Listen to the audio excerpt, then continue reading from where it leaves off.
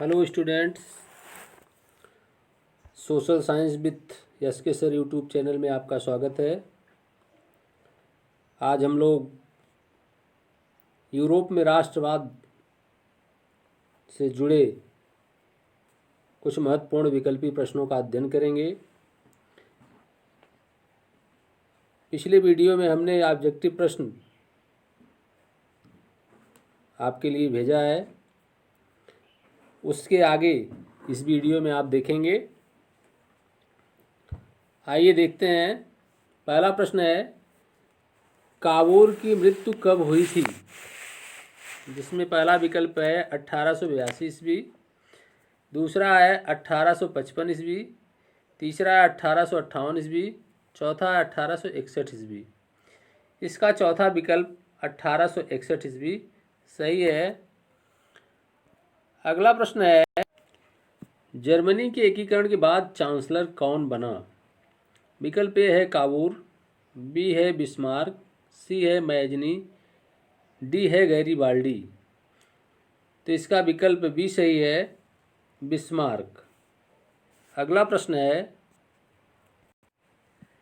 तीसरा प्रश्न है, जर्मनी का एकीकरण कब पूरा हुआ? विकल्प ए है 1878 ईस्वी, बी है 1879 ईस्वी, विकल्प सी है 1861 ईस्वी, विकल्प डी है 1871 ईस्वी। तो इसका विकल्प डी सही है, 1871 ईस्वी में जर्मनी का एकीकरण पूरा हुआ। अगला प्रश्न है,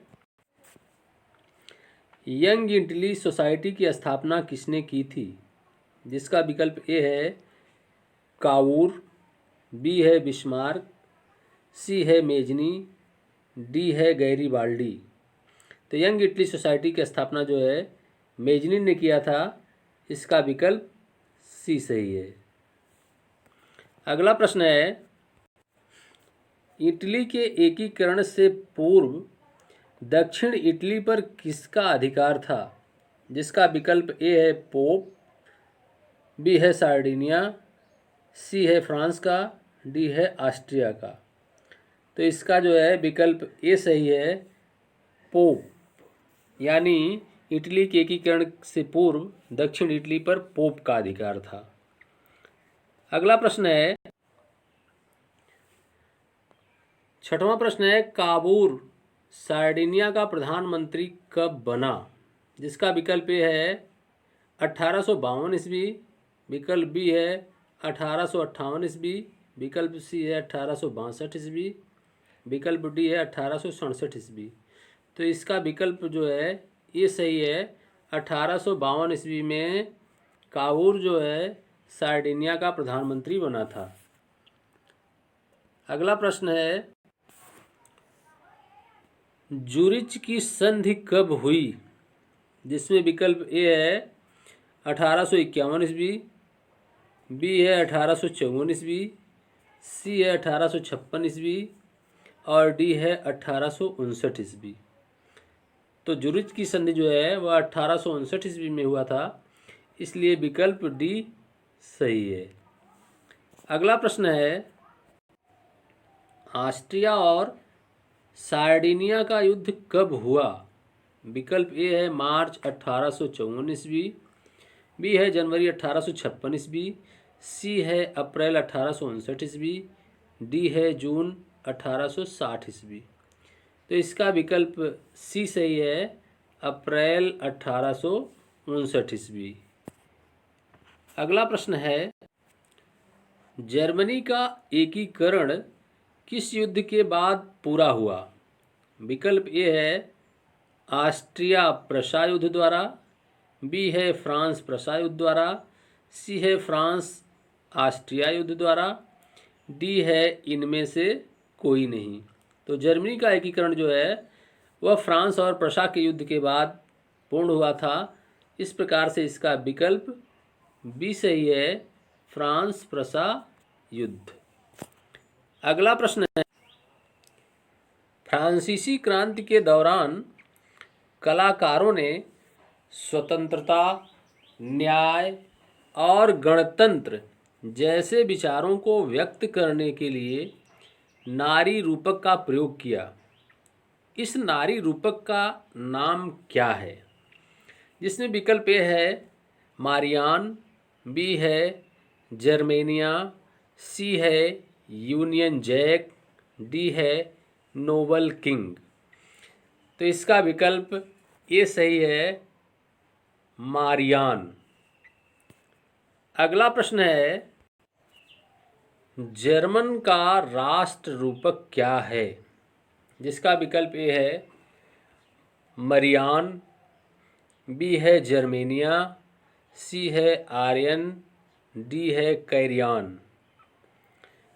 तो जर्मनी का जो है राष्ट्र रूपक जो था वह जर्मेनिया था, अर्थात विकल्प बी सही है।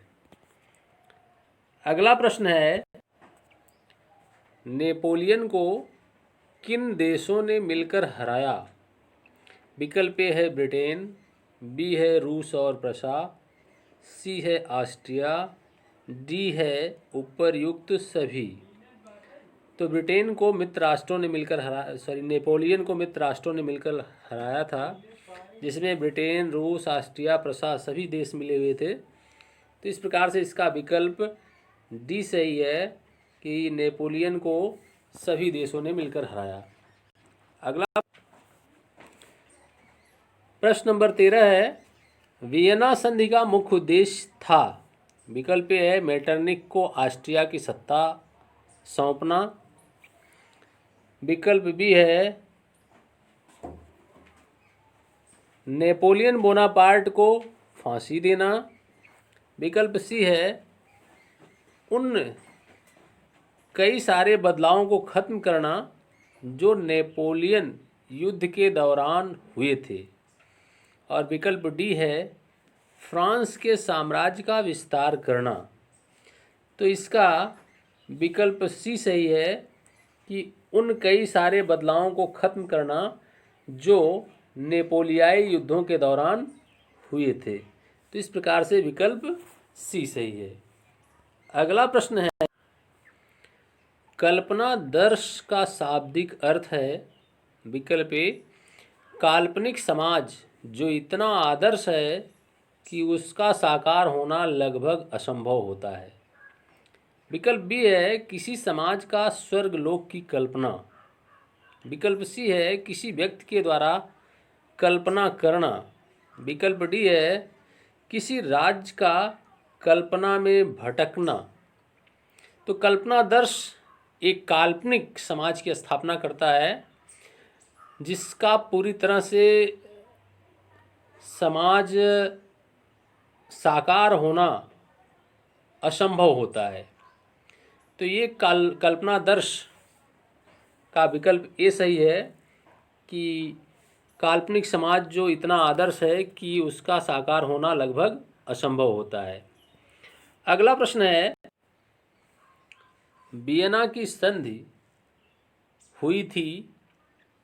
विकल्प ए है 1805 ईस्वी में, बी है 1810 ईस्वी में, सी है 1815 ईस्वी में, डी है 1819 ईस्वी में। तो इसका जो है विकल्प सी सही है, 1815 ईस्वी में। वियना की संधि जो है वो 1815 ईस्वी में हुई थी। तो इस वीडियो में इतना ही। आप सभी लोग इसे अपने नोट्स में लिखें और याद करें।